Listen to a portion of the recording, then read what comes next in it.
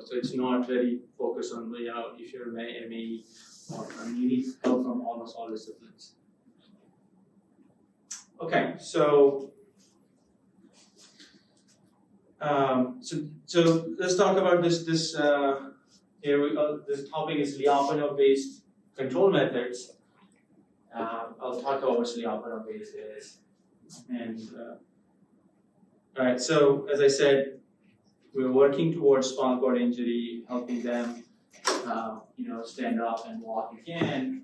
And my goal, at least my lab's goal, is to design control methods. Like why they are important, I will talk about that.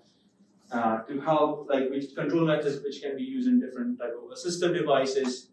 It could be an exoskeleton, it could be electrical stimulation, or it could be a mix of both.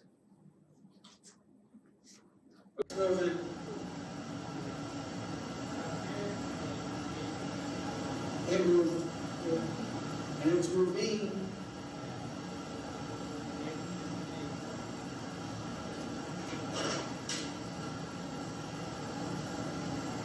Yeah, it's moving. Okay, that's a bit loud.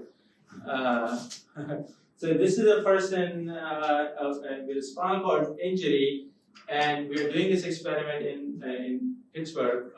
This is my lab in Pittsburgh. It used to be. So here, person has spinal cord injury at T10 level. At this level, person cannot volitionally move his leg. Okay. So what we are doing instead is we have a electrode on the thigh, and you see this bulge.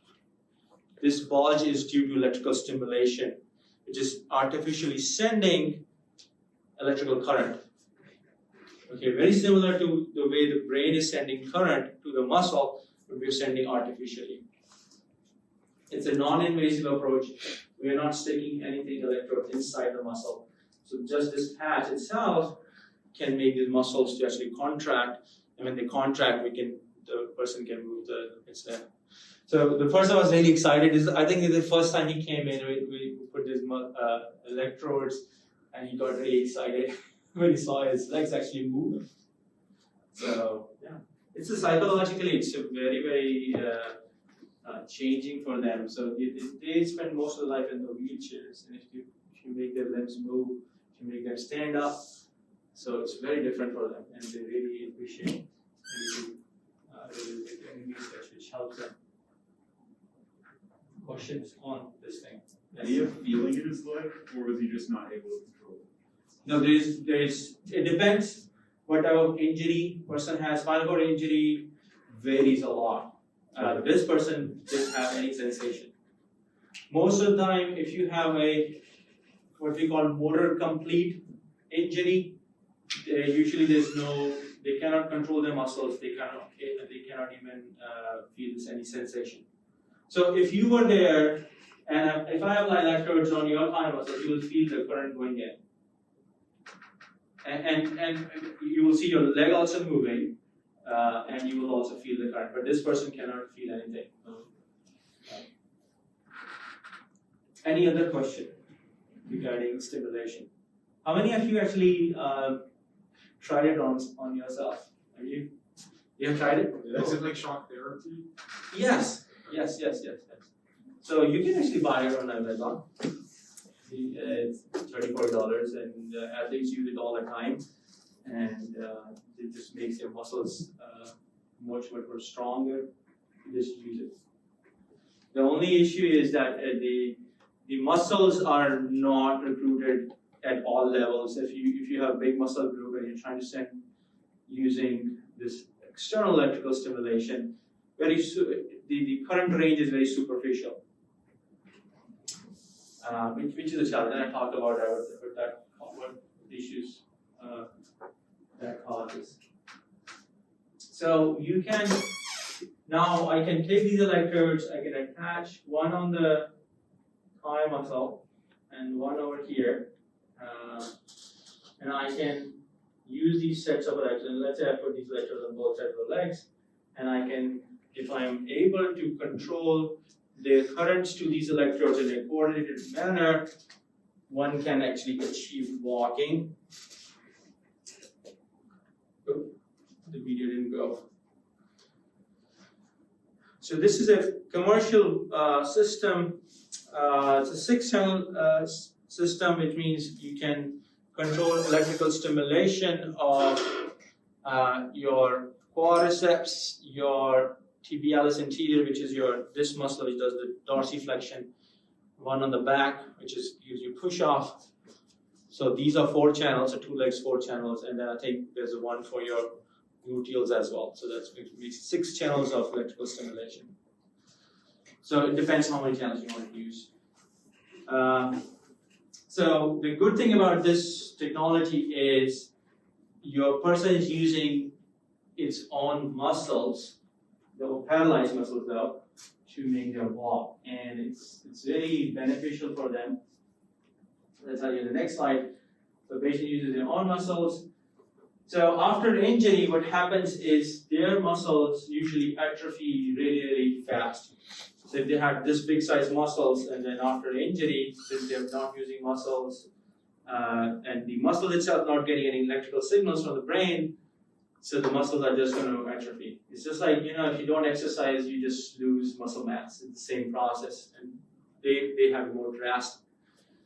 So initially, electrical stimulation was just proposed for maintaining their muscle mass. So if you go to a physical therapy clinic, they're mostly using electrical stimulation to maintain the muscle mass or maintain the bone health, all sort of good things, but not related to walking, a functional task.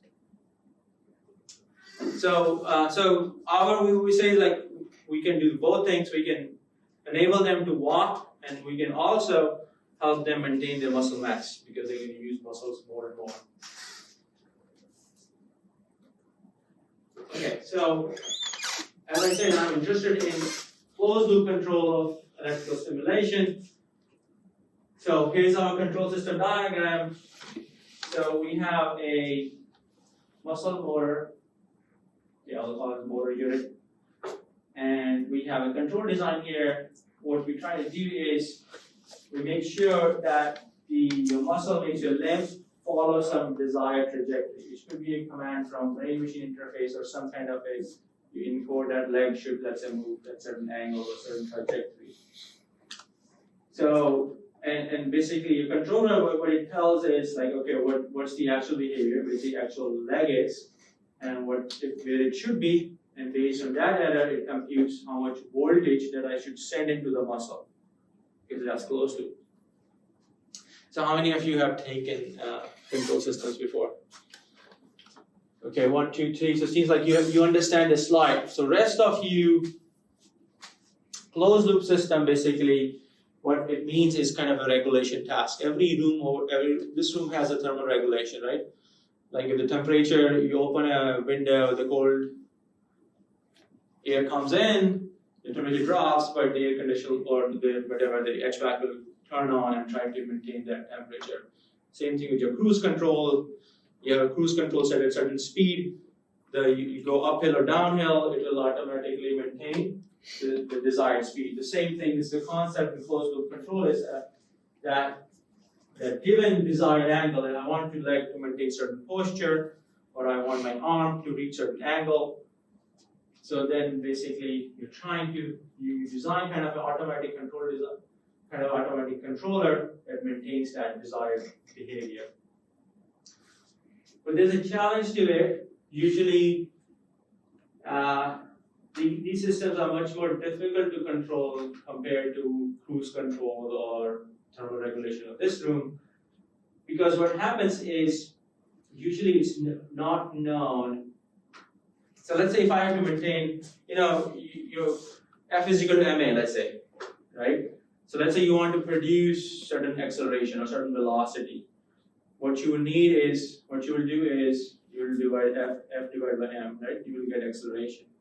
So if you knew desired velocity, you can integrate it or somehow, and you go backwards to find, okay, I need this much velocity, that means I need this much acceleration, and I can do, if I know the mass of my whatever car, let's say, all I need is I can easily compute how much force I need. Does that make sense? Right? So I can do all these computations. Now what happens is I have the same limb, right? If I need my limb to move with certain acceleration at certain velocity, I just don't know how to compute that torque unless I know the model very correctly.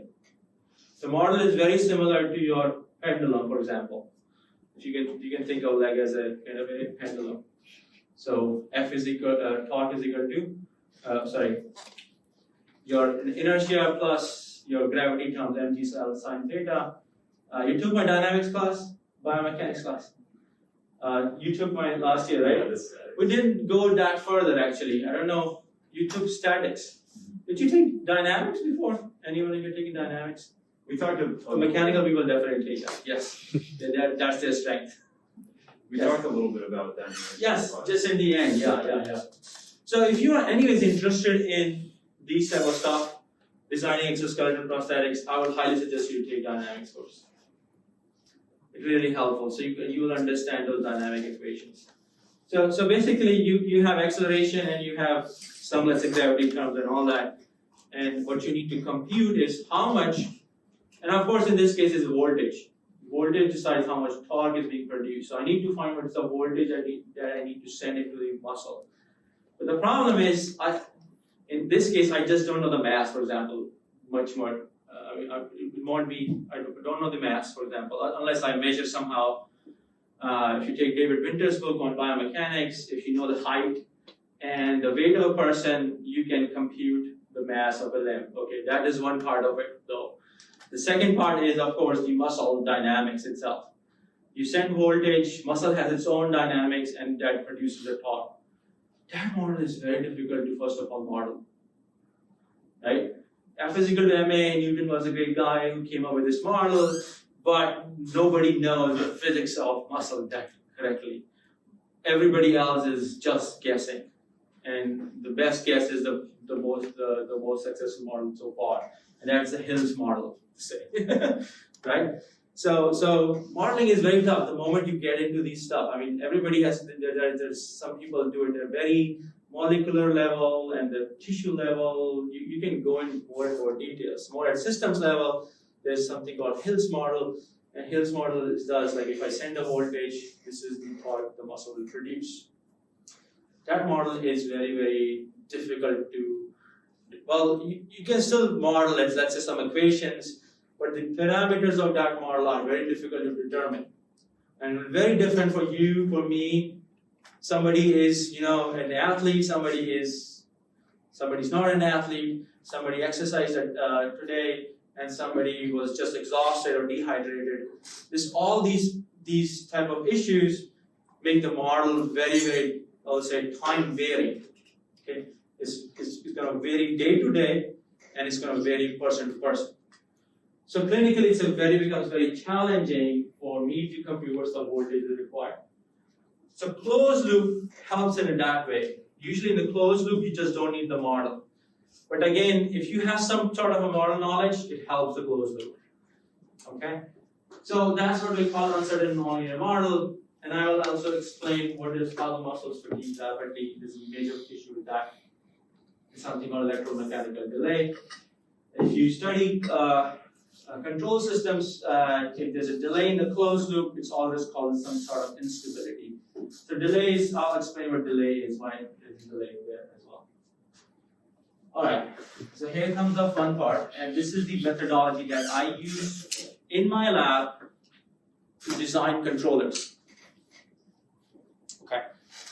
Alright, so let me see, how can I... So most of the control systems that you will learn in your any undergraduate class, I would say those methods were developed in World War II. They're called classical methods. Okay, like, I don't know if you heard about Nyquist plots or root locus. Okay, those methods were designed first of all for linear systems. All right, so what are linear systems? Anybody knows what a linear system is?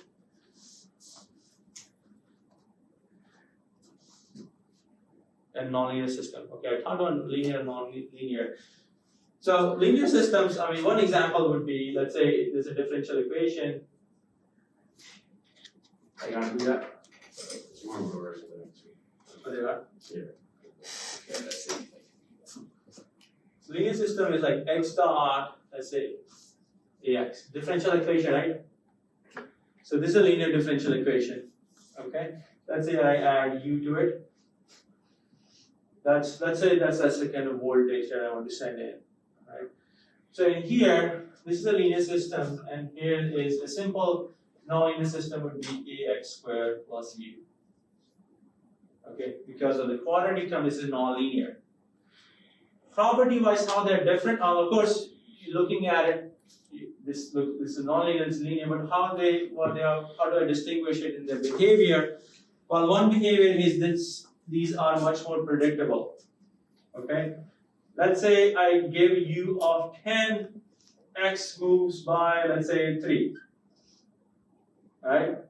I do u is equal to 20, x will go 6.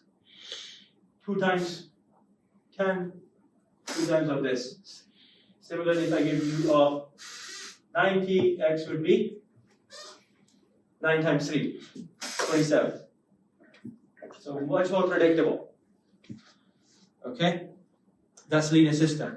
In this case, I cannot say any of like that. Right? This might be u is equal to 10, and I give u is equal to 20. X is 3, but here x could be minus 3 or whatever based on this behavior a and x squared. It could be anything. It doesn't add up like this way linearly. It might add up non-linearly, and this has much more rich behavior. Okay. Now, for many practical systems, controllers like root locus, body plots, they work very fine. And even PID, if you heard about PID controller, they work very fine on these type of systems. Okay. And many people are just purely happy using that. Okay. Now what happens is muscle is a nonlinear behavior. I cannot use these methods here. Right? So that's the problem. So I'm sorry, you have a question? Somebody has a question? So what happens is, in that case, those methods that were developed like centuries ago cannot be used. This gentleman, it was a Russian mathematician, Lyapunov, he came up with this theory that one thing, initially he came up with a theory that how to study nonlinear systems. He said, like, to study a nonlinear system, you need to generate a function which is very similar to its energy. Like, for example, if I have a pendulum, right, and if I want to know if the pendulum is going to be stable, okay, now I would say the word stable. How many know what the word is stable? Alright, so, okay, before I go to stability, before I explain stability, you understand what this equilibrium point is? Okay, so for a pendulum, how many equilibrium points are there? 2. Yes, 2. One is downwards, one is upwards, right? So equilibrium point basically means that if the pendulum starts at those positions, it always stays at those positions. Okay, that's the definition of equilibrium point. But the issue is the properties are different. So if I was here, the pendulum was downwards, if I, let's say, start at some different initial condition, it is going to go back and maybe it is going to oscillate around it. Okay? It's going to oscillate around it. Let's say there's no damping. Let's say there's a friction or damping in the pendulum. What is going to do? Eventually stop. Right? So this equilibrium point is called stable. Okay? This equilibrium point, on the other hand, even though I, let's say, disturb it or it starts at some other initial condition, it's not going to come back. It's going to either going to go downwards to the other stable equilibrium or it's going to keep on rotating. So when are you designing the control systems for nonlinear systems, one key property that you look at designing is stability. So let's say you have a desired position and you want to go to a desired position. So you need to design a controller that pushes towards that stable equilibrium point, and that will be your desired trajectory, or like desired, let's say I want to reach this position, so this is my equilibrium point. Okay, so can I reach that? Can I design a controller and to always reach that, no matter where I start? Okay, so or something disturbs this arm, can it go back to the desired position? So that's why, so what this Lyapunov said, like if you have to study the stability of a nonlinear system, you need to study a function which looks like its energy. So going back to the energy, so for pendulum, the energy is sum of kinetic energy and potential energy. Okay, so for this type of system, which is downwards, the kinetic energy plus potential and energy is always constant. If you introduce damping, the energy does what? Goes to zero, because it will eventually stop. For this, energy is, I would say, it's just going to keep on growing, because the energy is going to go, it's just going to blow up. So for this case, so for the damp case, the energy just goes to zero. So using the same analogy, if I can somehow show that the energy of the system over time just decreases, that means my control system is going to work. It's going to make the arm to reach certain position. That's the Lyapunov theory in brief. So this is the methodology that we use in order to design new controllers. Okay, these controllers are not like something you open a book and you will find that, okay, I'm going to use this. No, this is like, okay, we have to design a function which looks like a Lyapunov function, then we do some analysis to come up with a control design which actually shows this V goes to zero. Okay, so I think when I was a PhD student, I started working on this problem of electromechanical delay. So if I use a classical controller like PID, I cannot show theoretically guarantee that PID would be stable.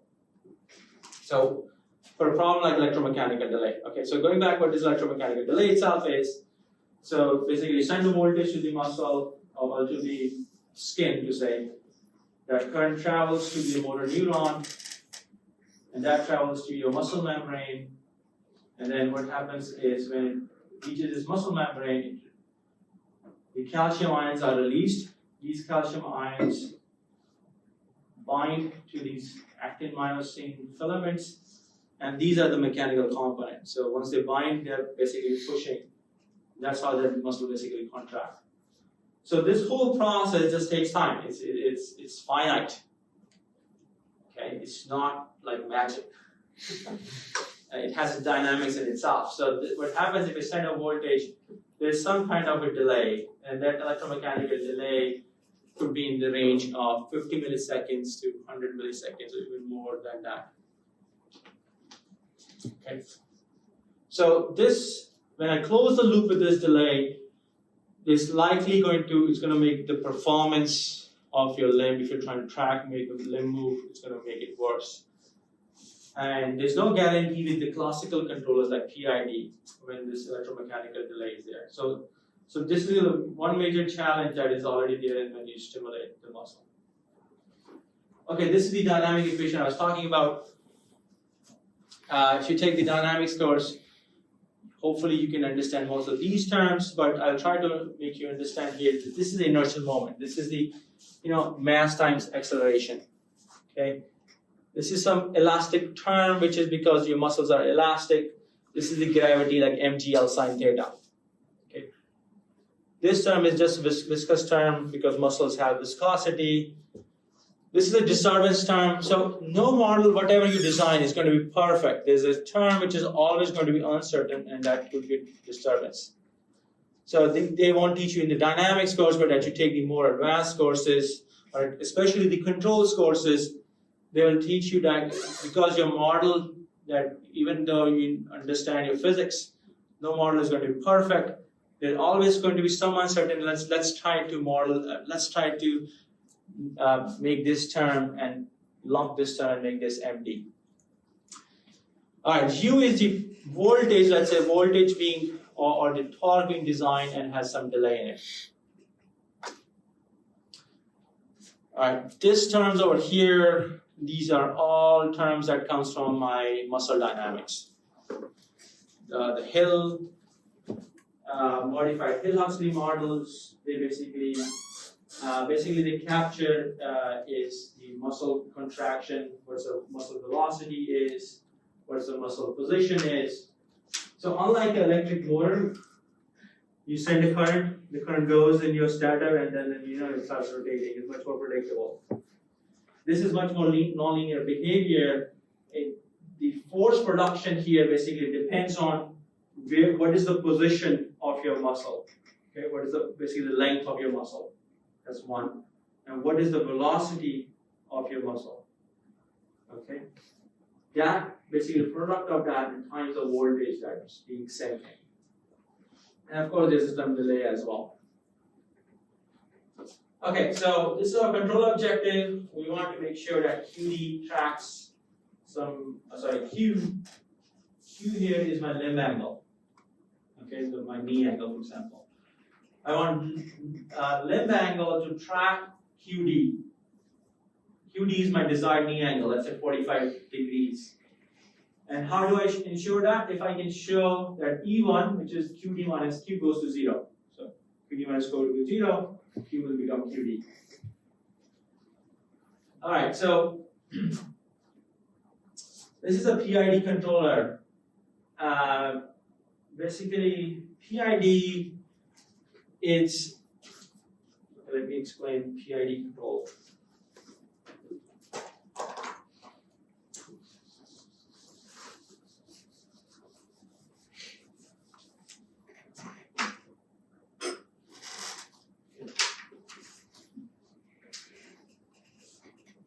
So let's say we have something we want to control, and let's say we call it some dynamics.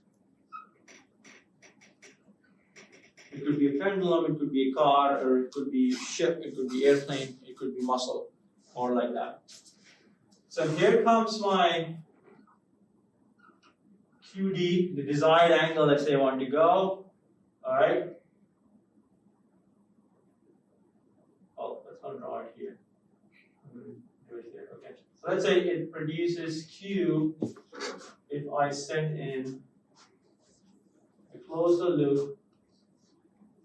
Here comes QD. Here comes Q. I subtract it. I get error. And say.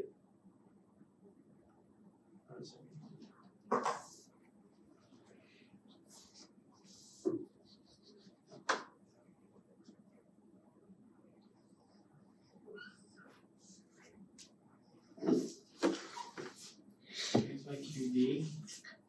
So minus is my error of Q. I'll multiply that with my gain, KE. Okay. Now let's say I have another controller which gives me velocity here.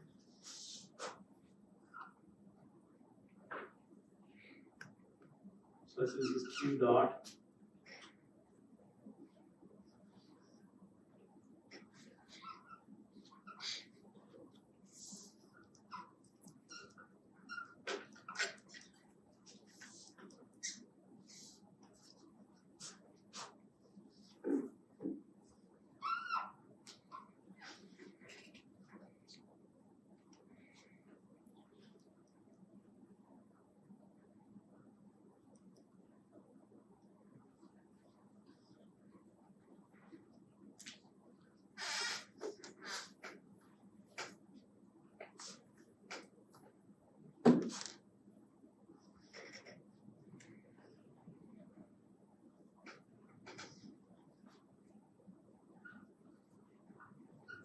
Okay. So if you don't know the model, this is the PID control works the most of the time in closed loop. What it needs is basically two information. your position and your velocity. Let's say you have a sensor. You have a sensor which measures position, you have a sensor which measures velocity, and then what it does is basically it compares, okay, here's an actual position, here's my desired position, it computes the error, multiplies with some gain, okay, just to amplify that signal.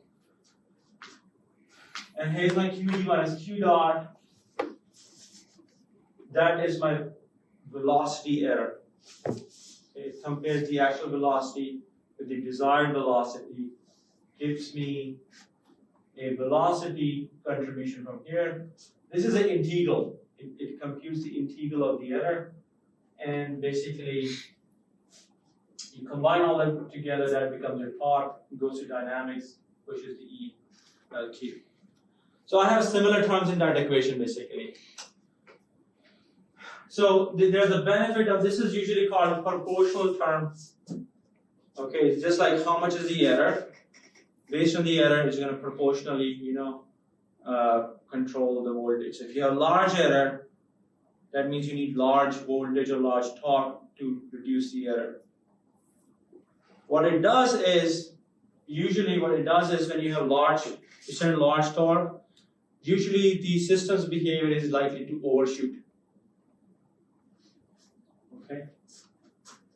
So let's say I give command like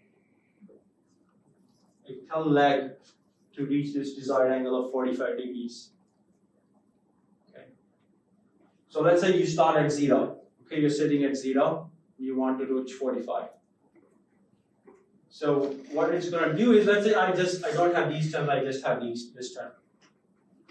So what it does is, because the error is large, this is the error. Let's say 15 degrees. So let's say gain is 10. So 150 will be the voltage that will go in, or 150 will be the torque. Largely what will happen is, because it has no R knowledge, it's likely it's going to overshoot this desired angle. It's going to overshoot. And okay, oh, now I have, error has become negative, I want to reduce my voltage or torque. It's going to bring it down, and it's going to do something like this. And finally, it might do like that. So this is called second order response. Have you done in this type of stuff? So there's a course after dynamics, take something called course on dynamic systems. MAE probably offers that, so take that course in MAE, or maybe ECE will offer it. Linear systems probably. Yeah. Oh, you have seen this stuff before? Okay. So what happens is, because of this is going to oscillate. To counter that, we introduce damping. What damping does is it's going to reduce this overshoot and make these oscillations go away. So now let's say I have now I introduce this damping. Now it's not likely going to overshoot. It might be or less overshoot depending on how much gain you add in. And it's likely to have less oscillation and might stabilize. Usually what happens is, even though these two are sufficient, PD controller is also very popular. Proportional derivative controller is very popular. Usually what happens is this might be kind of overdamped and might not even reach that. There will always be some kind of steady state error. So this steady state error will never reach, will not let it reach here. So what it does is, integral term, if there's always going to be error, what does the integral does? Integration. It just accumulates the error. So that will ramp up more torque or voltage in order to bring it back to here. So that is the idea behind the PID or different components. So PID doesn't know what is an electromechanical delay in the system. So for linear systems, it's going to work perfect. But for nonlinear systems, which has electromechanical delay, this is going to be difficult.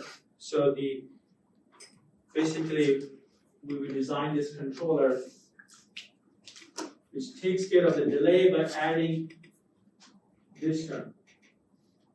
this, you can say this is your PID here. Okay. I won't explain much why this is PID, but this is a PID term here. Okay. This is an additional term which does the modification. What it does is it takes care of looks at the integral from how much is the delay, tau, and then how much is the voltage you were sending, and it subtracts it. So this is what we call a modified PID controller.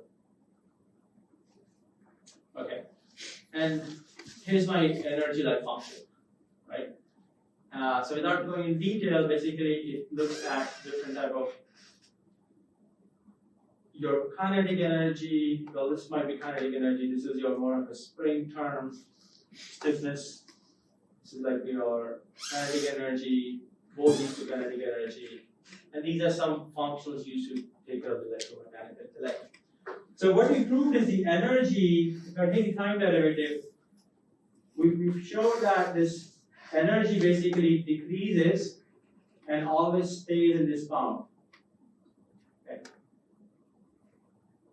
Have you taken linear differential equations? If I remove this term, what does this linear differential equation does? X dot is equal to minus ax. Do you know? What is x dot is equal to minus ax does? Anyone remember the solution of this? Isn't it like e to negative a? Yes. So the solution of this is xt of some x naught times e to the power minus at. So this is the solution of it. This differential equation almost looks similar here, where a is like delta over lambda 2. So this system, if I look at this system, this is basically exponentially decays. X with time. Now if I add some kind of a delta term here, what it does is basically it's going to decrease, but it's going to stay here like that. It's not going to come out of that small bound. So that is that differential equation does. So what we showed is basically the energy of the system is basically going to decrease and to stay in this bound. You can use electromechanical delay. Alright, here's the testing on an SCI subject. So we're trying to, here's my desired trajectory, blue dashed line. Okay. So I'm making these amplitudes to be different at alternating peaks because I don't want that person or anybody else to learn it. Okay, this is much more difficult trajectory to track.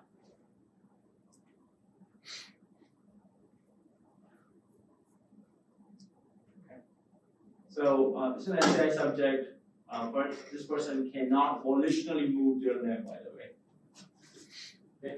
So what we're sending in the current goes in, and that is my, I was using voltage, but that is my main parameter, control parameter that I'm controlling. So I'm modulating the current that goes to these electrodes, and that is making the actual leg to follow this desired trajectory very well. So this is the demonstration of a nonlinear control design on a person with SCI of electrical stimulation. Okay. So first designed to show compensation of electromechanical delay. Alright, so we'll compare that with different type of controllers. So this is a rise term, which is very similar to PID. Okay, let's say this is a PID term, so PID controller. So I compare DC needs delay compensation, and it considers electromechanical delay and compensates for it. So we found that anybody knows RMSE? RMSE is root mean square error. So root mean square error is the least in the controller, PID controller, which considers electromechanical delay. Okay.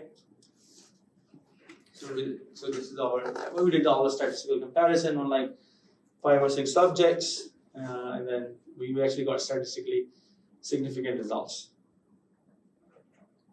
All right, how are we doing? Any questions? So you're going to switch the topic. On the last graph, well, this thing amplitude measuring like amplitude magnitude of,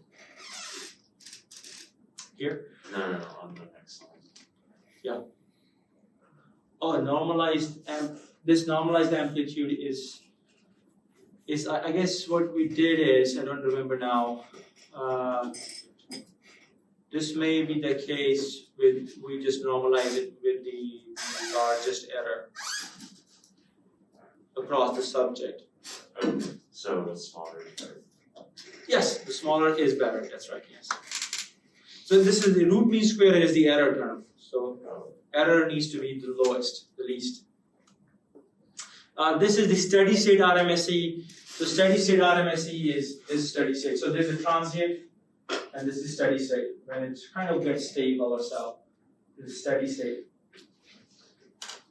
And RMSE means how much current actually is taking. So seems like the PID uses the most current, and this controller is slightly smaller. But we didn't obtain any statistically significant results. So otherwise we could have said that, like, okay, for a smaller current we get better performance, but we can't statistically state that. So we didn't find any difference. Okay, question, yes. What was your control frequency?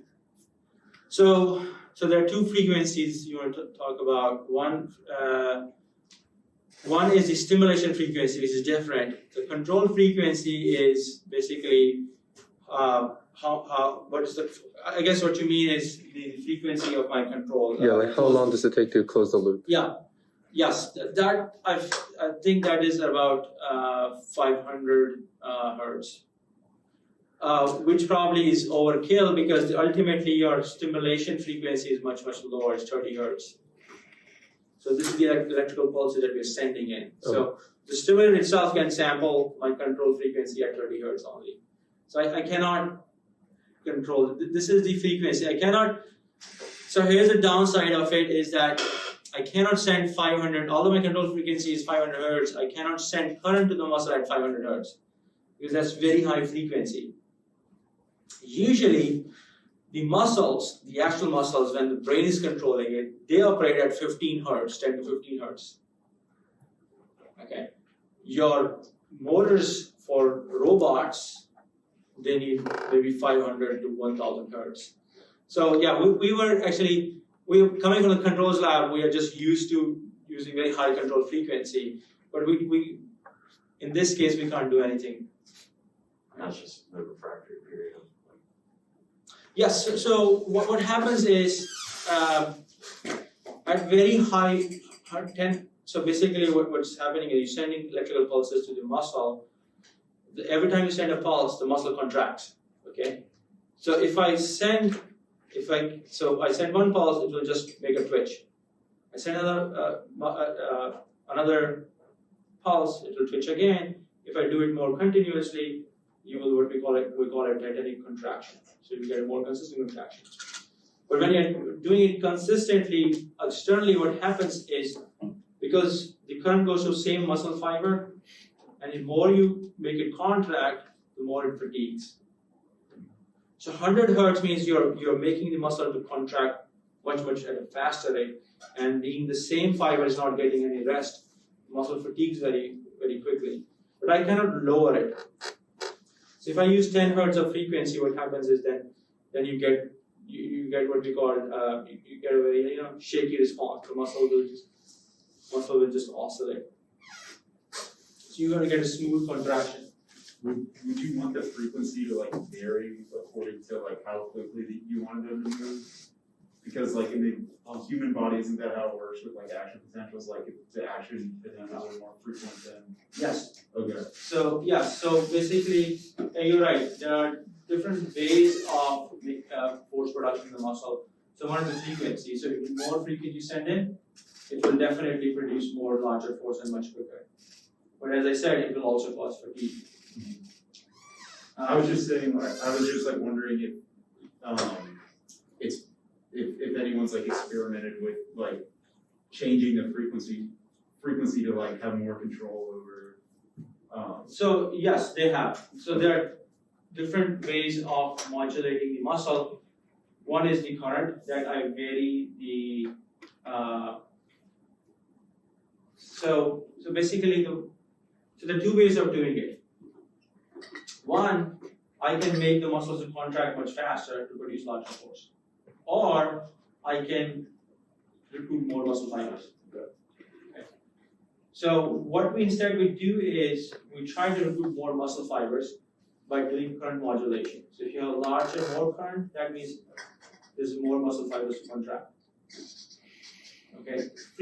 What frequency does is it doesn't recruit more muscle fibers. It goes to the same muscle fiber but make it contract much faster. That produces larger force. But we don't want to do that because that causes muscle fatigue very quickly. So the idle operation range is 30 to 40 hertz. Okay. Yes. Just further on, if like you did speed up the frequency, like could you like, for example, like in order to like reduce the error, couldn't you like go up to like the desired angle in steps? Like, because then that way, if you did like, you know, instead of going all the way to 45 degrees right away with like a 30 hertz control, like a 30 hertz, if you made it like 100 hertz or the 90 hertz and did 15 degrees, then it would only have a smaller error. And then you went from 15 to 30 degrees and then 30 to 45. So you want to reach at 100 degrees, what you want to do in the steps. So like on that graph, it's like how the greater the desired angle of the knee, the higher that peak goes above the desired angle. Oh, you mean the overshoot? Yeah. So if you did it in smaller steps, then The frequency. yeah. If you did the desired knee angle in smaller steps. You're saying like take more measurements, right? Yeah. Oh, okay. I'm not sure. Like, I'm kind of confused by all this, but Okay, so you're saying why bother going very fast? Just take incremental steps to reach it. yeah, because then you wouldn't have an overshoot because the error is a third of what it was in one step. Yeah, you can do that, but would you prefer that transient? So that is more of kind of a transient response. So transient response is how fast and how slow you want to go. I can go fast like that. I can go really slow like that. Is that what you mean? Or Yeah. You were trying to say like, just go in steps. Like kind of because then you wouldn't have the overshoot because like Yes. Right. You won't have overshoot. Yes. yeah. So you're taking your own time to reach over there, but of course there's no overshoot. But that would take time to reach there. Okay. Now it's up to you how fast you want to go. Let's say your response is like, okay, you're falling. Mm-hmm. You're falling, your reflexes has to be quick. You want to immediately go and catch yourself. Right? So there's really no effect like if like for example you sped up the control frequency of the number of times that you like a sample. Usually the way if you want to do that, you're gonna go very slowly. Just keep this gain very small. Okay. So this would be like 1 or 0.1. And if I choose gain to be 100, this will go very fast.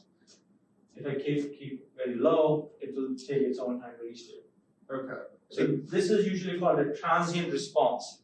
So it's up to you as a design engineer how much transient response you want, slow, fast. It's totally up to you. Okay. I think you also have to say that like system dynamics of like let's say your life doesn't change even if you increase the frequency of those signals. Okay. Well, you're talking about like having a higher level controller at a higher frequency and then the lower level controller at like 30 hertz or something. Yeah. And like controlling the lower level controller according to the higher one. Mm-hmm. No, I don't follow that. So help me explain. So I'm not sure if it'll work, but I'm just, it's like taking more data points and from that telling the lower controller what to do, like the one that actually like controls the motors.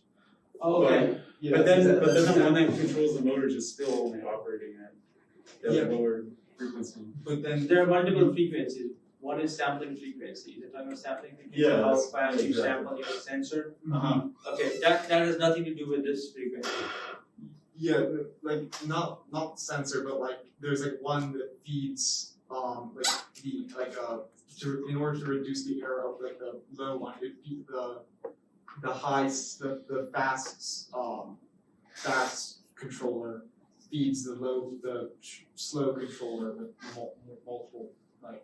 I guess what I'm trying to understand is this is like, I guess in electric motors probably you have a higher level controller that basically tells what your desired torque is, and then there's an internal controller inside the motor that is just trying to based on what your desired torque is, controlling the internal current dynamics. Maybe it would help if we gave you like more background on what we're currently like working on.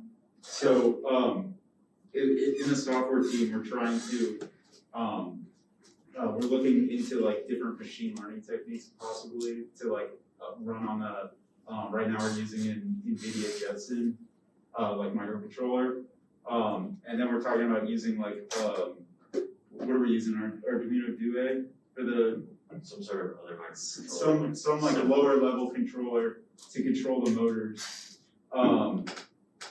And so I kind of lost my train of thought. So we're trying to figure out how we can like model it basically. And so we're looking into like machine vision and stuff. Okay. But we're just starting looking into it. Last year we developed models to predict on knee angle, but the problem we ran into is that like it wasn't a closed loop system. Okay. Also, we were assuming on the linear system. So Yeah. I mean, So you are controlling a prosthetic and exoskeleton. But just we only do knee prosthetic right now. Okay. What's the difference between a closed loop system, like an example, like a closed loop system and like an open loop system? Is there an open? Yeah, there's a open difference. So loop system? closed loop, there's no feedback. So let's say you send a torque to your motor, it's gonna move or rotate. That will make your, let's say you attach a motor to your knee, that basically goes to theta position. Yeah. Now you can pre-compute all of that torque based on what your desired dynamics is, and open loop might work perfectly. Okay. Now the closed loop work in a different way. It tells you where you need to go, and it looks into where the actual knee is. Okay. And it feeds back, and then basically PID controller. So in open loop, you already have torque, you already determine it. So I'm using some inverse dynamics, like F is equal to MA, right? So you somehow compute that force based on what your desired acceleration is, let's say. So in closed loop, you don't know that force. Somebody else is going to compute that force, and that somebody else is PID.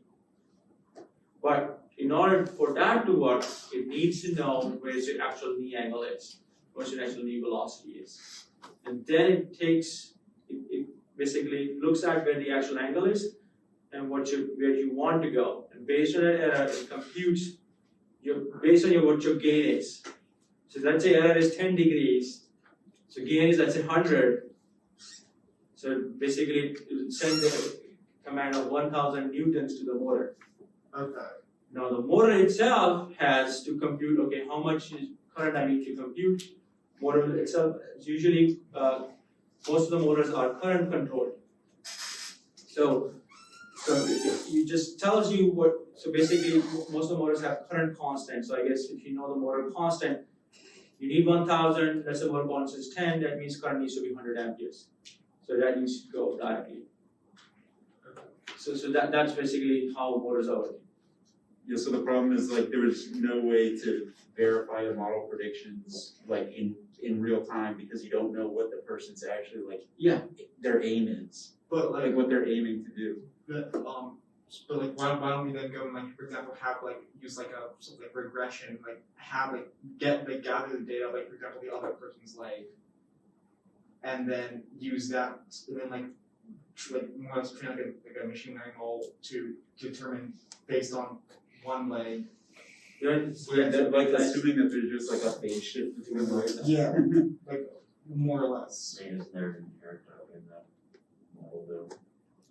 Like Like you're shifting from like walking stuff. I think he's talking about like measuring one leg and then determining what the other leg does based on what the first leg did. Like Like in basically, the past, but that's like assuming they're moving with the same like regular pattern. but like, wait, what do you mean? It's like if you're measuring like they have to be moving at the, like if they're like speeding up, then you're gonna be determining the like what this leg is gonna do based on where this leg was like in the past. But like, That's a tough problem. Yeah. If you're monitoring what other leg is doing, it's gonna make things very difficult. Well, so we're allowed to Have you like, talked to Dr. Lyapunov? She's an expert. oh yeah.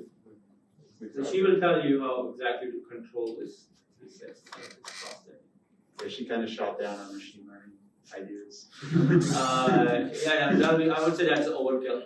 Yeah, We don't need that sophisticated methods. but it's cool. We went with a very much traditional like PID route for us. So I have a very different approach of controlling things. A way of I understand is Dr. Helen Wong. She is slightly different the way I work, and she is most likely working in open loop as well.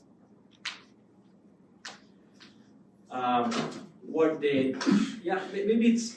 I think it is closed loop, but probably they what they call is impedance control, and in the impedance control. I'm gonna bury the damn thing. Yeah, so basically, I think they're using either PD controller or PID controller. So the torque is PD or PID controller. But what they're trying to do is they have a way of computing these K1, K2, and K3 those gains more automatically. Like in real time, you mean? Yes, so they use reinforcement learning, or they have a fixed set of gains for different phases. So what they want is this impedance or torque to change as the person is walking. So there are different phases. There's a swing, there's a stance phase, there's a swing phase. So they have some kind of a much higher level controller, which we call finite state machine. That finite state machine basically tells, okay, based on some sensor, where the leg is, and which phase of the gait is, and then basically decides what gains to send in during the different phases. And they have much more fancy way of computing those gains using some reinforcement learning, which is, I would say, is computer science and machine learning way of doing it. Which I would say is much more elegant way of doing it. Well, the difference is that Dr. Huang she did use machine learning, but it was like to optimize the motors, and we're talking about like using it in real time. She So, does like, it real time, no? She does it real time. Does she? The way she explained it was that she initially used reinforcement learning to calculating those gains for each phase, but those are like pretty much set. Yeah. But like you can. Sure. You can totally do that. I mean, the way I do it, in fact, I do K1, K2, K3, is pretty much we do trial and error initially. So I'm going to do what we call gain tuning. Because I don't care about gain tuning. I feel like gain tuning can be fixed using any controller, like reinforcement learning, some optimization techniques, some other method. What we're really interested in is our controller itself, the beyond the actual the terms like error terms, right? These terms, which are, and I don't care about what my alpha to be, the different gains. These can be found using some gain tuning controller. So I care about what's inside the signal and what all that. And this gains, what I do is, here's my role is I design this, okay? If this design works, all I have to show is I can do manual tuning. But manual tuning is basically I just start with something which I feel will work, or some theoretical analysis also tells me what these gains should be. So based on that, my best guess, I start tuning it, and then I'll keep on tuning unless I get the best performance. That means something like that. I'm curious. So that's manual gain tuning. You can totally make it automatic using whatever method, machine learning, reinforcement learning. Out of curiosity, how do you determine like your best guess values like to start with? Usually if there are no theoretical, sometimes when we do this analysis, and if I'm trying to prove this V dot to be this, sometimes I have some gain conditions that will show up when I'm doing this analysis. So again, saying despite that, those conditions are sufficient. I mean, they are not necessary. It could be a good start to work with. But actually, how I do it is I follow what classical methods people say. Start with something very slow proportional controller.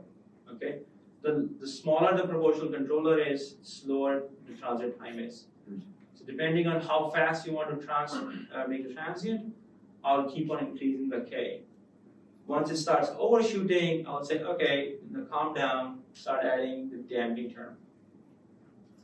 Would it be possible to just try different values of K and like see how closely it fits like the actual result and do like some sort of like meta learning on it?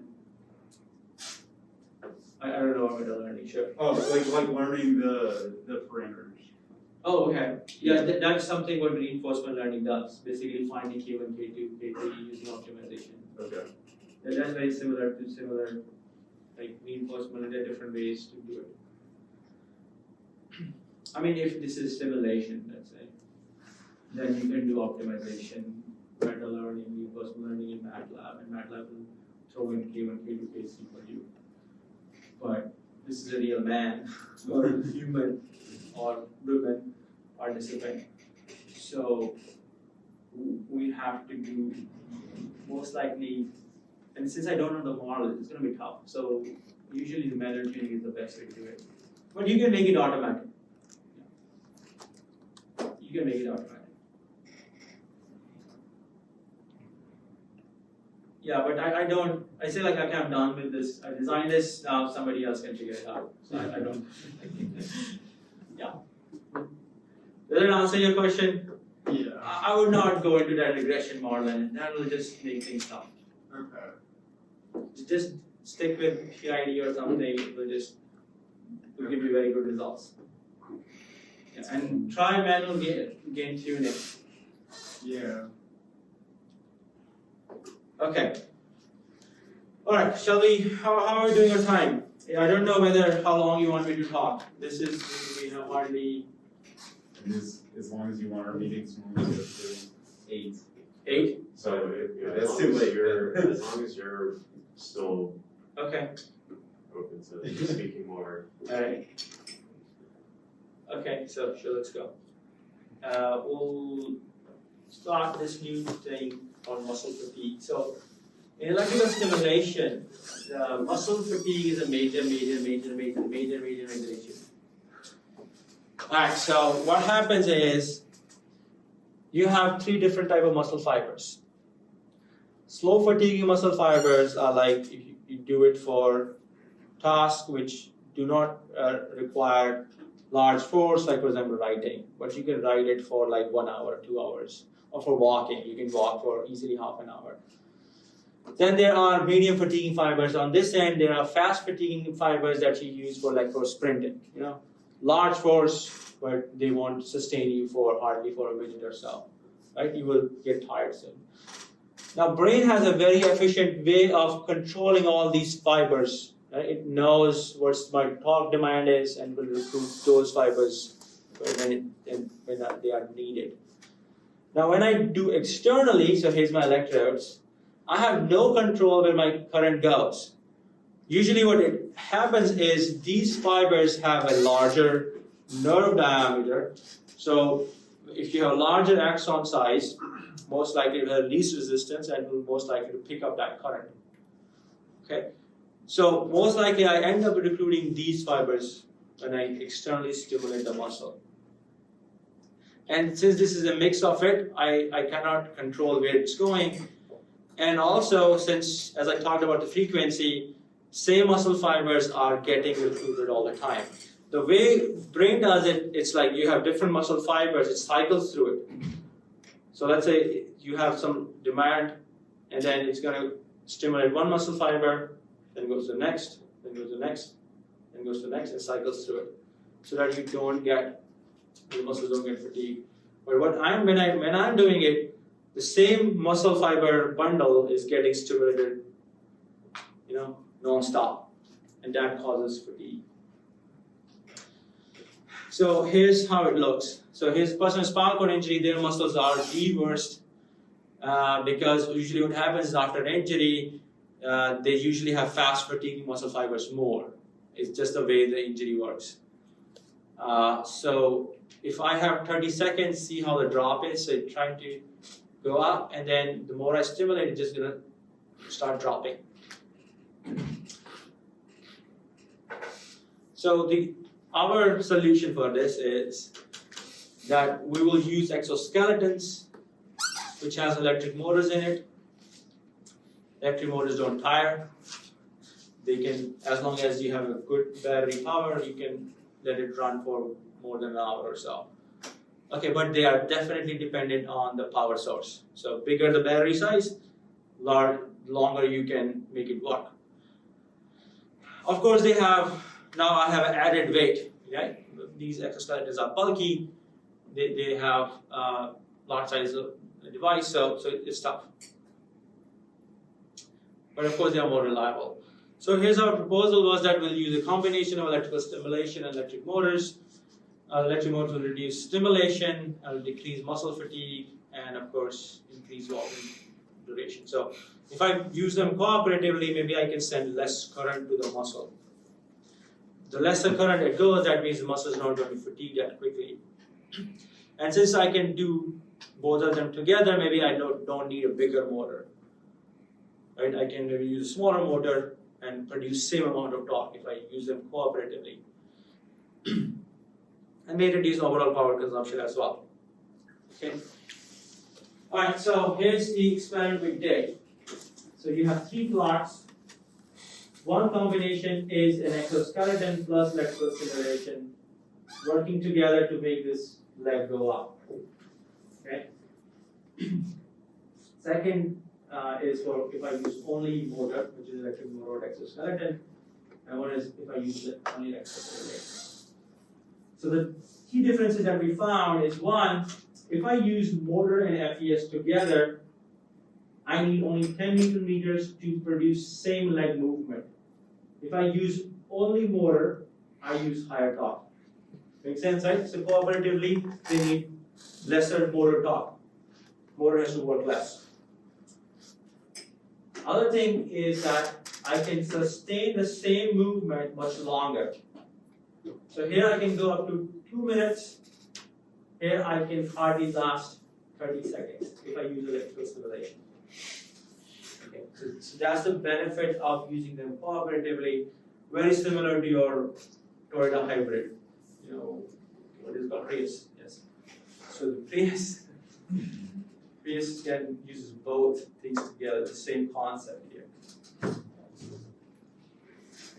Alright, so but now I have made my control problem much more challenging by adding this redundancy, right? For same task, I have 2 actuators, motor and muscle. So it's a difficult problem to control, right? The same closed loop, but I have to do both electrical stimulation and electrical motor together. And the issue is that dynamics are very different. FES uses muscle, very nonlinear actuator, has electromechanical delay, will fatigue, okay, very unpredictable. Electric motors are, people have figured out how to control electric motor, right? So it's no big deal about that. So now I need to merge them together, so I need to optimize it.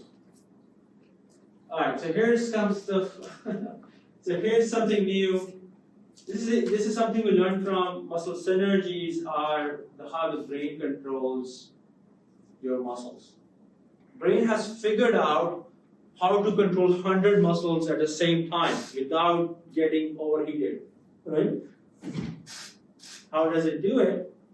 It basically what it does is, again, this is a theory, nobody has verified it 100%, but it seems to be interesting. So what it does is basically, let's say you have 6 different muscles to control, and each has different signal. What it does is it has these modules, and these modules are encoded in your spinal cord. So brain sends only 2 signals, okay? One to control module 1 and one to control module 2. and that signal is maybe this C. So I take all these, let's say 6 or 10 actuators, I make 2 modules. These are different weights. So this is some weighting for my hamstring, this is weighting for my calf muscle, this is weighting for my quadriceps. And what we did is, we also added a weighting of electric motors as well. Okay, made a combination of electric motors. So I have a hip motor, knee muscle, hip muscle, all muscles, everything bunched in this module. So let's say now I make the prop control problem much simpler by just controlling these 2 signals. Okay, so this is synergistic way. So let's say you're throwing something, right? So how synergy makes you coordinates your trunk, your upper arm and lower arm all together, right? So that's synergistic movement. So I'm capturing that. So brain probably it is controlling whole my body posture, everything all together. But how it's going to do it? I mean, if you have to do a classical way, PID for each muscle, then it's 100 PID controllers. It's a tough problem, right? So now how you do it efficiently by just maybe 2 control signals. Yes, you had a question. On the side of the graphs for the lightings, the W1 and W2, are those what are those for? Those I call it synergies. Just is W1 and W2 like leg 1 and leg 2 or? No, it could be combination of. So it could be so this synergy block could contain muscles from both legs. Okay. Yeah. In this case, we didn't. What we had, the model basically doesn't consider any muscle on the leg which is in stance. So stance is, let's say we say the exoskeleton is basically lock the joint. We're not going to control it. The only motion you need is to make the stance just go like this to that. Okay. And the muscles that we are controlling is the swing leg. This one. Okay. I mean, yes. I mean, if to consider the muscles, I just have to expand the synergy block. Any other question regarding these synergy blocks? So instead of controlling 10 actuators, I only worry about 2 signals that I want to design. So if I design these 2 signals, my leg will just automatically say. Okay. Alright, so we design all that. So we're going to skip over. This is a dynamic surface control design. We have some acceleration signals. It's a filter. You're done electric filtering. Filtering, you know what filtering, right? So if you have acceleration, the filter is. So acceleration measurements using IMUs are usually very noisy, right? So how do I, from acceleration, I need to obtain, let's say, I can do integration, right? So let's say I want to filter the acceleration. So let's say you have acceleration requirements in your control design. If I use it directly, then basically the noise is going to come in and it's going to create some issues. So this is a much more rigorous way of designing. If you have acceleration in your design, you have a filter, and I consider filter in my dynamics, and I can improve stability of that. So on top of that, we are also considering the synergy analysis is how muscle actually fatigues. So we do some testing and we create a model of the fatigue dynamics. So if I continuously stimulate this muscle fatigues, okay, I can capture some kind of a regression model to find what the fatigue constant is, what is the decay rate is. So this A here. If I can find this A, I can. So that A is basically tau F here, so fatigue rate. Okay. And again, this is the recovery. So how, if I stop stimulation, how the muscle recovers. So I find that fatigue constant. This is model parameterization. Okay, this differential equation here captures how the muscle fatigues, how fast, or how slow, or how fast or how slow it recovers. So, and I want to capture it because I am controlling electric motor and I'm controlling FES. So both have different dynamics. I must consider this dynamics and I'm going to design it. If I don't capture it, then probably some kind of a disagreement will be between them. So this is my control block. I have considering delay. I have considering the filter, and then this is my feedback. Looks very similar to PID, and here's my synergy law. Alright, and then of course, so this is, as I said, this is my design methodology. I don't come up with those terms here just because I have some dream, right? I design it using this analysis. So the cool thing about this analysis is that my design and my analysis goes parallel. So I look at what terms will make this V decay. Okay, and that decides, so those terms that I just come up with over here, all these terms, these ones, these terms I come up with by doing this analysis. It tells me which will make this go to 0. So this is my design methodology. So this is more than gain tuning, right? So gain tuning you can figure out, but what's the insight that you need to figure out by using this methodology? What should be inside that integral, those terms, those all PID. So here's an experiment. This is an incomplete SCI patient, and we're doing this experiment in our lab at Pid.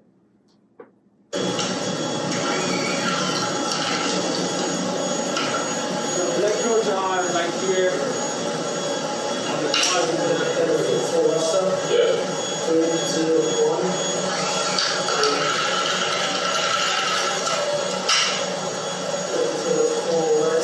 Yeah.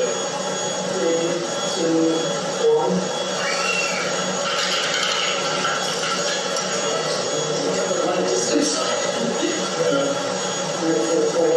Sure. 3, 2, 1.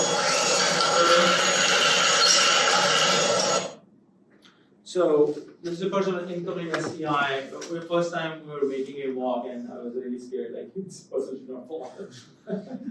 So I had this hand behind him. But we had this physical therapist who was basically much more expert than me in taking care of the patient. She knows exactly when to catch him in case. We also have this walker system, pretty much supports a person. These persons have no control over the trunk. I mean, they can control the trunk, but once they're standing up, they can't control their limbs. So we have to be extra careful. So not as fancy as your prosthetic, but this is much more complicated in the sense we are controlling the hip motors, knees, both sides, and we're trying to make the person that doesn't fall. Like imagine the mannequin that you see, making them walk, making that thing walk. It's a similar problem, right? They can't control it. And this person has much easier to work with, this gentleman. Unfortunately, he passed away, actually, I just heard. So this is much easier, it's a much difficult problem to physically solve. Yeah, we have made simplified, I mean, we are still doing button presses, you know, one button goes this, second button goes right, left and right. It's just, we just don't want, I mean, their system cannot be made so much autonomous in a way. The videos that you see for exoskeletons, those people have much lower level of injury. They're pretty much independent. So those videos that exoskeleton companies shows you, when they walk, they are pretty much independent, I would say. Or those videos were done like after a lot of training, you know. They must be using exoskeleton for months before they become really independent. This is like first or second visit of this person coming in, and you know, they are just going to make them comfortable. You know, you can stand up. The moment they stand up, they are just shaking. They just don't know what's going to happen. We had just one testing last month. We had a really tough time making her walk. Just hard 4 steps. It's just tough. We just don't know what your height should be. Because they can't feel their legs. We're just trying to see like, okay, once they stand up, if this, I mean, most of the time what happens is this height is so low and they are really high, and we can't even tell, you know, and they would try to take a step and this will just hit the ground. And if you make it too high, they become uncomfortable. They say like, okay, well, because the walker system starts pinching their arms. Because they are just totally relying on the walker to hold them for themselves. Yes? So the desired gait trajectory of Yeah. the exoskeleton, that's generated offline. Yes. Okay. Yeah, we have QD. I'm going to show you the graph here. Oh, you don't have the graph. Alright, so I don't have the plot, but yes, there is separate desired trajectories for both each hip, knee, and all that. Sure. Then is it possible to use something like a model predictive control to like generate these stable gait trajectories online? Yes, you can online, but that's a tough problem. You can do it for single joint. For multiple joints, you need very advanced optimization stuff. Some labs have done it, but yeah, we are working towards it. But MPC is very computationally expensive. So we are actually, in fact, right now working on using model predictive control to control those synergies. Yes. All right, I'll skip all that. So now getting into this switch control design. So I will just go quickly on this one. Basically, here we have some more theoretical problem to work on. What if we so we have to switch between different levels of FES and this exoskeleton. Can we guarantee the system is still stable? So usually, again coming back to stability, even though you have two stable systems, and even though I can switch back and forth, I can still make the system unstable. So there's no guarantee that you can switch between FES and exoskeleton. The system will work. So what are the theoretical guarantees that we come up with? So we have different modes. So in mode 1, basically what we show is if we use electrical stimulation, the muscle fatigues to a certain level, okay? Then we'll stop stimulating, and then we start using exoskeleton. So when we start using exoskeleton, muscle will recover. Let's say it reaches this threshold, and we'll start using FES. So this way I can alternate between FES and exoskeleton. I can use FES more and more instead of using FES continuously. So we just had like this paper we published recently, and it came up with the conditions like when's the good time to switch. So here's the plot. Yeah, this is the fun thing. So this is, I don't know if you are taking phase plane analysis. This is something in advanced graduate classes. This is a phase plane analysis. What it tells us if you have a position and velocity, if system is stable, if the trajectory starts at some initial condition, let's say it spirals down, comes to the origin, so that system is stable. Okay, I can have a different similar system. It starts at this, it spirals down, comes to origin. So both systems are stable.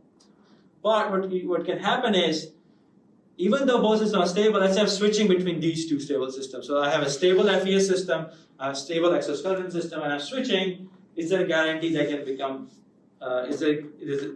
So I cannot actually guarantee the system will be still stable because, let's say,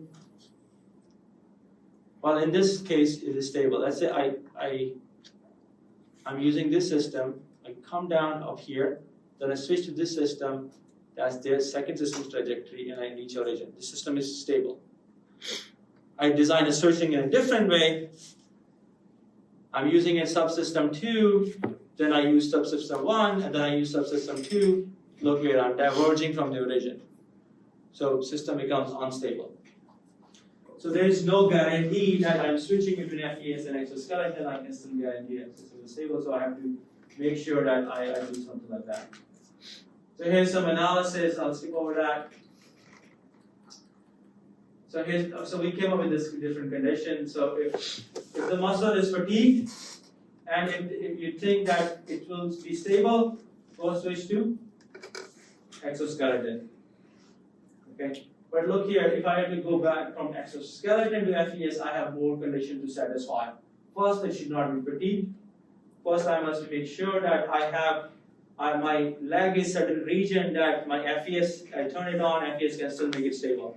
If I'm outside that region, maybe because FES has limited power, exoskeleton is more powerful. Okay. So if exoskeleton leg is slightly away, exoskeleton has more power to bring it back. But FES has limited power, so I must make sure that exoskeleton really bring it in that region where FES, it is attractive enough for FES to bring it to the stable region. This is those type of conditions. So I must ensure that. And here's some MLF condition. Because I'm switching, basically I make sure that my Lyapunov function is always decreasing. So I need to satisfy that. ultimately because I'm switching, right? Lyapunov function, energy of FES is different, energy of exoskeleton is different, so I must make sure overall I'm switching, I can come back. Alright. Here's some set to start experiments. Let's see, did it work?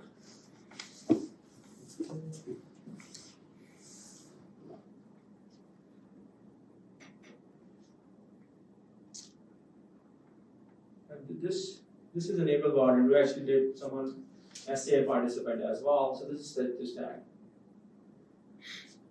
Alright, questions over here. Okay. Alright, so here's basically I'm tracking. So there were multiple set to stand cycles. So this is like I was going from yes. For your condition when you switch from one subsystem to another, did you calculate some kind of optimal safety bound on like when you can switch, or did you just say kind of like this is a really decent amount before I switch to the electrical simulation where it's safe enough? Yes, so the safety, so the question is what is the that safety region where I can switch. So I call that as an attracting region. Okay. So there are two things. Well, if the muscle has really fatigued, I really need to switch because that's condition number one. I cannot keep on using electrical stimulation. And then of course, the FES has made it closer to that attracting region, that boundary safety thing that you're saying. That the initial condition when the exoskeleton is going to take over the control, it must be in that region or that bound safety thing. Yeah. If it is outside, then I cannot switch. Right. Actually, in this, yeah. So what happens is this might be a smaller attracting region. Oh, sorry, this could be bigger attracting region because exoskeleton is likely going to bring it. It's more powerful. For FES, this attracting region is much. Now I have to go back from exoskeleton to FES. So I must make sure that it is not fatigued, it has recovered first. Second, it is inside that safety thing or the bound region for FES. If it is outside, it will not switch. So all of these conditions needs to be satisfied. I guess when you calculate the bounds, is it based off your fatigue model that you're showing? Yes. Okay.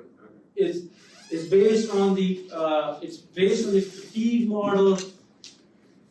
Yes, it's also based on the controller that I use, what the gains for those controllers are, all those things. Okay.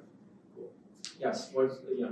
You basically tried out a bunch of these different modes and like saw how they performed, and then from that determined.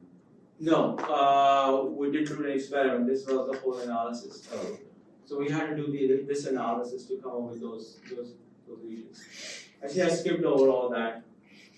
So here's my analysis. Actually, yes. So here's my analysis that gives me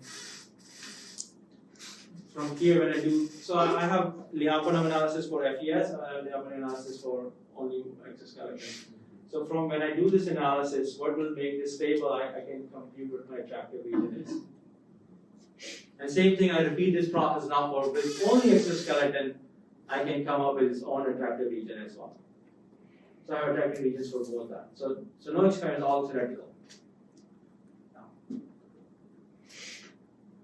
Okay. Alright, so this is something interesting. So I want to point out this. So what happens, you see the switch in between different modes. So here's I'm using both exoskeleton and FES. So left and right. Okay.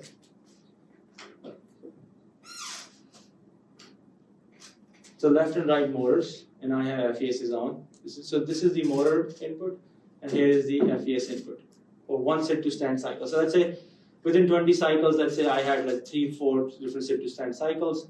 So I'm using, in fact, actually this is one set to stand cycle, this is the second set to stand cycle. And look here, the fatigue, let's say, reaches some threshold, FES goes to 0. And that is this condition is satisfying. So let's say this blue is the fatigue. It reaches the threshold. Either one of them reaches the threshold, it triggers it. So then it stops. then it has to use only motor. And FES becomes 0.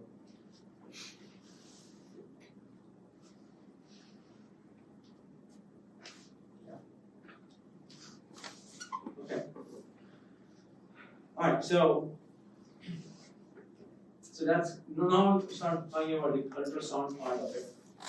So why do we want to use ultrasound? So I showed you the fatigue model equation, okay, but that is a model that needs to be determined, and it should be not 100% correct. What if I have a sensor which can measure the fatigue, right? So there comes our ultrasound. So I want to use the ultrasound to measure muscle contractility changes, and from there I can say something about the fatigue state. So here's our ultrasound probe, and we want to quantify the fatigue state. So here's my, basically I'm looking over, this is my quadriceps, here's my rectus femoris, vastus medialis, lateralis, and the eye muscle. So the ultrasound is looking at over here. So this cutout region is this part here, looking at the depth. So what I'll look at, most likely I'll zoom into the VI region, okay? This vastus intermedius. So quadriceps has 4 muscles, so this is the 4th muscle. Okay. So I look at this region, what I compute is a strain map. So strain map is like, if I continue to stimulate, I can, based on how much is displacement, when strain is, what is strain? Remember strain? Similar to mechanical. Change in over there. Yes, change in length. Exactly, that's what we were trying to do, the same thing. So what is the overall length change over the initial length or actual length? I can compute the strain map. So I can make this map of all this red square here or rectangle here. Red means this is has more strain. Okay. The blue or another line means there's a less strain. So when the muscle is working more, that means it's going to have more strain, more redder regions. Okay, so here's an experiment. So here you see the joint knot measurement, and so at each joint knot measurement you see as the muscle is contracting, you see the strain showing up on your ultrasound image. So this is just an overlap. So usually we have a B mode image. So when you look at the ultrasound, this is the B mode image you get, and then you basically have to look at the different image frames to get this strain map. Alright, so this is basically how ultrasound images work. We have ultrasound transducer, we get these multiple images, and then from that images we're basically tracking that region over time. So same for, let's say we have 1 pixel, we look at how much distance it has moved or displaced. I find its net displacement over the actual displacement, and I can I can find the strain map for each and every pixel. So that creates so here's my. So if I take a derivative of my displacement with respect to x, I get the strain. That gives me the strain map. Okay. So what we showed is that if before fatigue, if I could use, let's say 20 newtons, okay, of force, and let's say I have fatigued, I intentionally fatigue the muscle by sending a lot of current to it with a fatigue protocol. After it has been fatigued, your torque sensor tells you, okay, this is a 10 meters you can produce, down from 20 to 10, so you have fatigue. Can I see similar things in the strain map as well? Okay, so here's my initial force, here's force, and here's my strain maps. You see the redder regions are gone when muscle has fatigue, so there's less strain. So I can quantify it by saying that there's a statistically significant decrease after stimulation, okay, in the strain itself. Okay, so now we did this all offline, and now what we are right now working is we're trying to make it real time, and it's very computationally expensive. We're trying to use some GPU method to basically make it real time. So the issue is you have to process all these images, which could be thousands, right? And you have to, then each image you have to do the strain mapping, and in real time you have to tell us what the strain is. It's very challenging. Usually takes 1 hour if I take image by image and each and every pixel. So from 1 hour to make it one is very real time stuff. What we have done is we use this graphical processing units to make it real time, and we have made real time at like 0.1 second or 0.5 seconds. I don't know. Okay, I forgot exactly. It was maybe around that 0.5 or 1. All right. So what we're trying to do is, so here's the same controller that I showed you, and it's trying to switch between motor and FES, okay, based on my fatigue. Okay. So this is what is happening. I think this is not taking much longer. I think we're taking every 20 seconds. So that might I must have mixed the other result we have. So we're obtaining ultrasound image every 20 seconds. I will check. But what we're trying to do is we take the ultrasound measurement, okay, and when ultrasound image data is not available or the measurement is not available, I use a model. So I use the model when ultrasound image is not available. When it becomes available, I update the model. That's the idea I'm trying to do. So it's a hybrid approach. Alright, so here's the experiment. So we haven't started doing the walking yet. So these are really recent. So my student just defended. He was at University of Pittsburgh, Liu Sheng, and he just finished his PhD. So here's the ultrasound probe over here. And we're controlling FES, we're controlling the exoskeleton in seated conditions.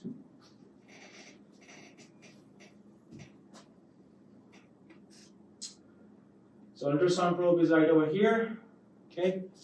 And we'll see the big ultrasound machine over there. So you're gonna change the focus. See it? You see the contraction, that's the FES.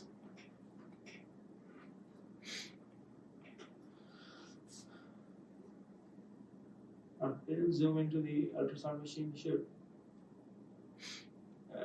There it is. So here's our ultrasound machine. So it's a research platform. It's like if we had to do walking experiments, we had to push this trolley. So this is processing all the images here. And this is just a regular clinical ultrasound probe. All right, so here what we did, experiment basically showed is you're tracking this desired QD, and we get the actual angle.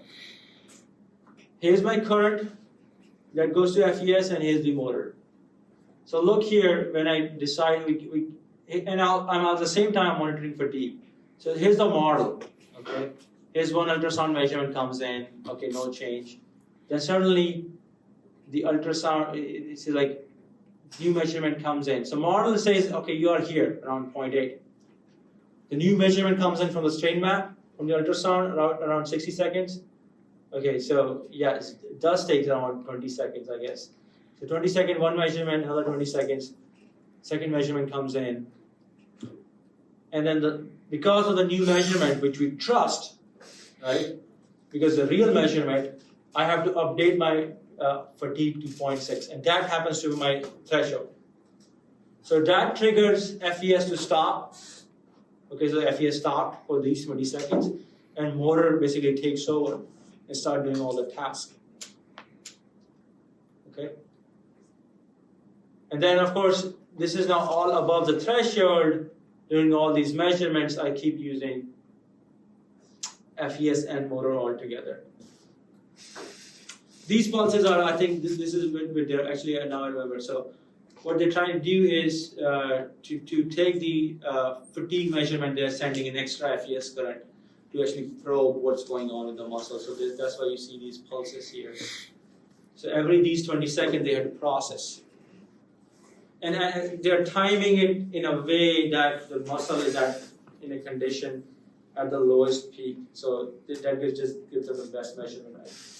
Now I remember why it was taking too much time. Yes, it's not about the processing; it's about the best position to look at the muscle.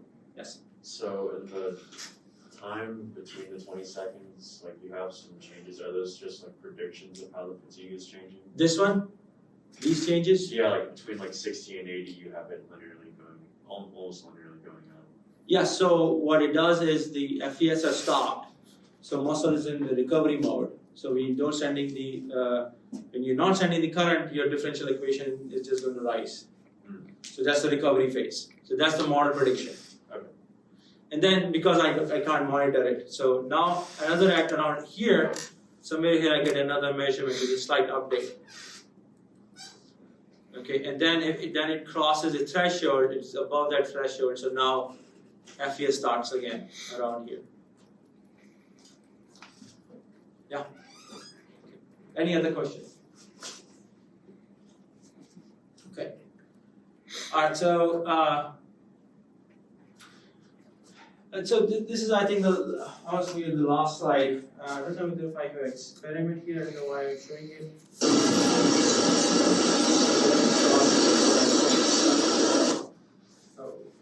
So this is a different study. Here we are using. So now this is our very recent work. This is Dr. Hahn's. This is our gate lab. Before that, everything I think I showed you was at Pid. Oh no, the previous one was at here. Okay. But anyway, this is a different experiment altogether. This is where you're using ultrasound imaging to control electrical stimulation. No exoskeleton here. We're trying to figure out when we send electrical stimulation how much the muscle activates, and if I use that measurement to control FES. So here's some experiments, and the person is, this is Chiang Xiang, I think he's controlling. He's trying to mimic Drawford. Have you heard about Drawford? So people who have Drawford, people who have multiple sclerosis or stroke, the way they walk is they drag their foot, so they can't control dorsiflexion. Dorsiflexion is ankle movement up. So because they can't, when I'm swinging, I have to dorsiflex so that my foot doesn't drag. Because I can't dorsiflex, let's say, then I will drag my foot. So they will walk like that.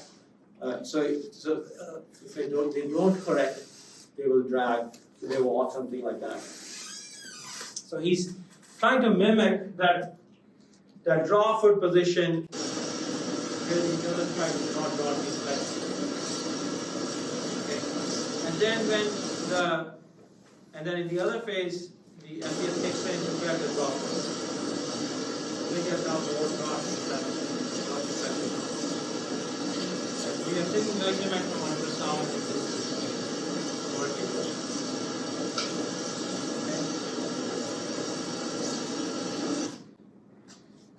Yeah, I want to conclude. And here's the other. This is the only exoskeleton being controlled by ultrasound imaging. This is a paper we just submitted. I'm pretty sure this was. Oh, it's running. Okay, I'm sorry.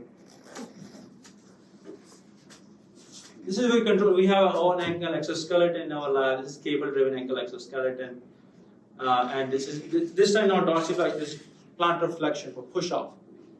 So what it does is it pushes off. It helps you. So here's the cable, and it's attached over here. So the motor basically pushes the cable to get this push-off. And here we're taking the images from ultrasound.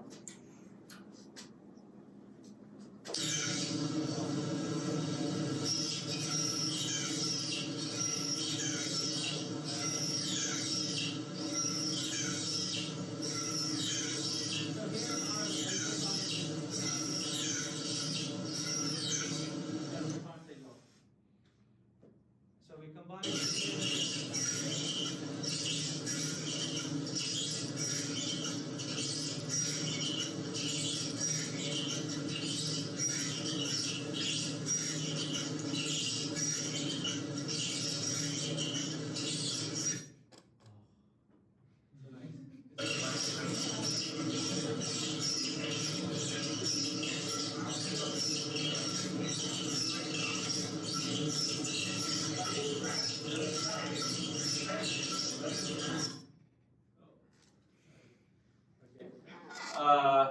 Alright, that was it from my side. Here's my different students so far who helped me in my research. All of them graduated. Nachi, Nicholas, they basically did all the synergy work, model predictive control and exoskeleton design. Ziyu is the one who designed the ultrasound imaging control and strain imaging. My collaborators at Pid. You will see Albert here. So Albert is here now. He's looking over the lab. Did we talk with Albert? Yeah. He took over exoskeleton design from him, and he's the main designer now. The whole new motors. We actually totally designed our exoskeleton and he's the one who designed it. Yeah, he walked us through his system. For the exoskeleton. For the prosthetic leg. Okay, yeah. So he works with Dr. Helen Wong as well. So we share him. So he works part-time in my lab and part-time in Dr. Wong's lab. So yes, for my lab, he looks over all the exoskeleton design. And also, he actually designed. Both Chiang is not here, but the exoskeleton design that I showed you here, he basically designed it as well. So you can ask a lot of questions that you need to have to help on your mechanical design and control and all that. All right, that's it from me.